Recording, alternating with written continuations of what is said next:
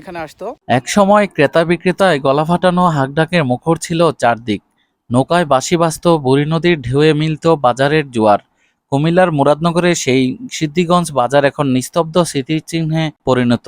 শত বছরের বেশি পুরনো বাজারের গায়ে লেগে আছে কেবল ঘাস, লতাপাতা আর নীরবতা। হাঁকডাকের জায়গায় এখন শোনা যায় পাখির ডাক, আর মানুষের কোলাহলের বদলে বয়ে চলে শূন্য সময়। বুড়ি নদীর তীরে গড়ে উঠেছিল এই বাজার। ১.৫ শতকেরও বেশি সময় আগে নদীপথে আসা কার্গো ও নৌকা ভিড়ত এখানে। কুমিল্লা, ব্রাহ্মণবাড়িয়া, নোয়াখালী, ভৈরব থেকে আসতো পণ্য, শাকসবজি, দুধ, মাছ আর শাড়ি কাপড়। আনন্দ আর ব্যস্ততায় ভরে থাকতো সকাল থেকে দুপুর। ছোট বড় সবাই আসতেন কেনাবেচা আর মিলন মেলায়। বাজার জুড়ে এখন কেবল ভাঙাচোরা ঘরবাড়ি, তালাবদ্ধ দোকান আর জং ধরা দরজা জানালা। সাইনবোর্ডের রং মুছে গেছে সময়ের খোঁচায়। মানুষ না থাকায় জায়গা জুড়ে ঘাস, লতাপাতা।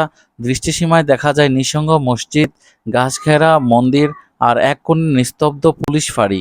বাজারের পুরনো নাপিতের গাছ, ঘোষদের মিষ্টির গান আর জলকেলিতে মেতে ওঠা বুড়ি নদী সবই আছে স্মৃতিতে। ২০০ বছরের আগে নদী ঘেঁষা প্রাণবন্ত বাজার এখন কেবল হাহাকার আর স্মৃতির ফ্রেমে বন্দী। তবে আশার আলো দেখিয়েছিলেন সাবেক মুরাদনগর উপজেলা নির্বাহী কর্মকর্তা আলাউদ্দিন ভূঁইয়া। কালেক্রমে সেই পদক্ষেপ আর নেওয়া হয়নি। যদিও এখানে রাস্তার সংস্কার, পুনরায় বাজারকে পুনরুজ্জীবিত করা হবে বলে আশ্বাস দিয়েছিলেন, কিন্তু সেভাবে আর করা হয়ে ওঠেনি। রাজনীতির অদলবদলের কারণে পরিক্রমায় পড়ে থাকে এই সিদ্দিগঞ্জ।